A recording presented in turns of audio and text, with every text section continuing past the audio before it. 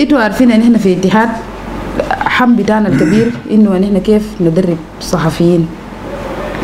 زي ما انتوا شفتوا الليله الوركشوب بتاعنا هيتكلم عن تدريب وارشاد الصحفيين على حساسيه النزاع والابلاغ عن النوع والتقارير الاخلاقيه. ان احنا عايزين انه صحفيين لازم يتدربوا في الشغل بتاعهم، وعشان تتدربوا ان احنا لازم نعمل الوركشوبات زي ده. فنحن بنشكر اليونسكو، بصراحه يونسكو ما قصر معانا، هو كل مره قاعد يقيف معانا عشان كيف نحن نقدر نعمل وركشوب زي ده. برضو UN Women نحن بنشكركم لانه كل زمن انتوا بتحاولوا. انا داير اقول حاجه كأنا فيميل جورناليست.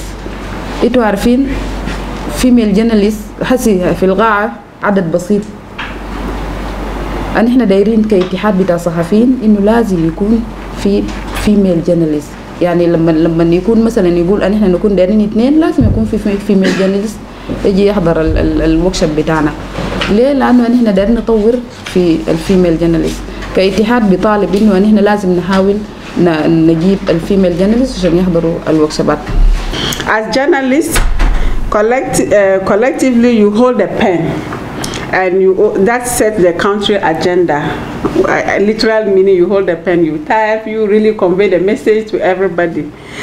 So you are uniquely positioned to inform the public on crucial societal issues, not least on the equality of women, men, girls and boys. It is your duty to provide transparent, objective information or transparency, to provide transparent objectivity to the things you see in the world and around you. So the truth is that in South Sudan and the rest of the world, women and girls face disproportionate struggles. UNESCO, we are very pleased to be here once again as you focus also specifically about gender equality. That message is going to be strengthened and amplified not only as a lesson for the 3 days, but the real test is to see in the work that you actually produce later on, in the articles, in the programming, what you're going to be doing, to see if you're going to change those numbers that my colleague from UN Women cited to you about women's representation in media. We hope that you'll be the first class to start changing those appalling figures in the media landscape of South Sudan. We understand that the journalists, you are operating under very, very harsh and difficult conditions in the world. And whatever happens to any of you, whether in Asia, Europe, or Africa, it affects the whole family because you are part of the same system.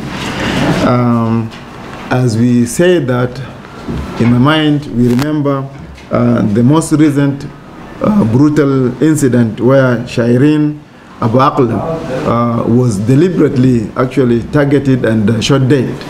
This is what the journalists are going through because in the world, people don't want the truth to be uncovered. They don't want the truth to be known. But this means the nature of your profession calls for resilience and dedication, patience, and the desire to move on amid all those challenges. This training is very important for you as a journalist and for us as members of the media fraternity in South Sudan.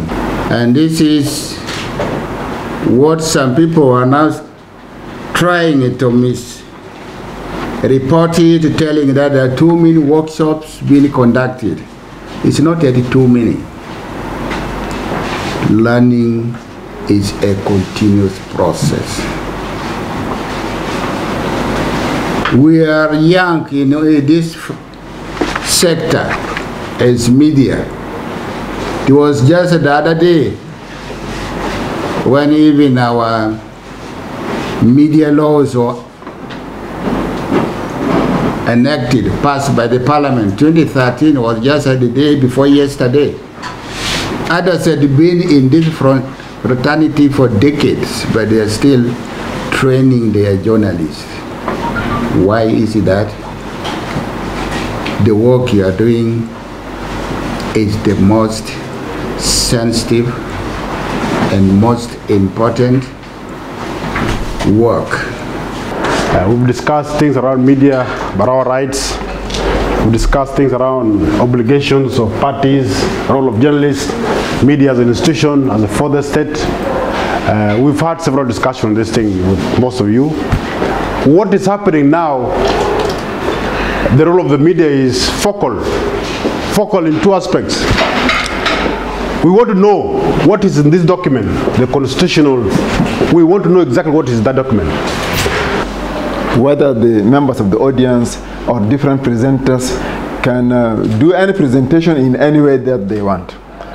But you got to remember that actually, when we are talking about issues of this country, issues of this constitution, we are talking about lives of our people. From this 17 years war up to this 21 years war led by Dr. John Garang, many of our people lost their lives of this country. And whatsoever we are enjoying now, it is because of the lives that they sacrificed. Once upon a time, as you all know, we were part and parcel of that Sudan. Our history is interrelated to that one of Sudan. And it is important that we know something about the constitutional development in Sudan, so that we understand properly what was happening there, and what was it that actually made us so frustrated, so pissed off, that actually we decided to part ways. Decided to leave Sudan and become an independent country. We decided to secede in 2011. In my own definition, the constitution is the first mandate by the rules of the president of the country to its nationals. Maybe today and also tomorrow, you yourselves all become constitutional experts. I did my master's in constitutional and administrative law. So that is why we are part and parcel. These matters of constitution runs in our blood. So it is very important. Once you get the knowledge, you become even far better than us. Because tomorrow, it is not people like us, the SG of the Commission, going everywhere. It is you going to link up with the people. So you should be able to explain things to them the way you are explaining now. Reporting on the constitution making process, the things that we sat as a team of journalists at iRadio and as a program manager, these are the things we looked at. We looked at the peace agreement, and actually chapter 6 talked about constitution making process.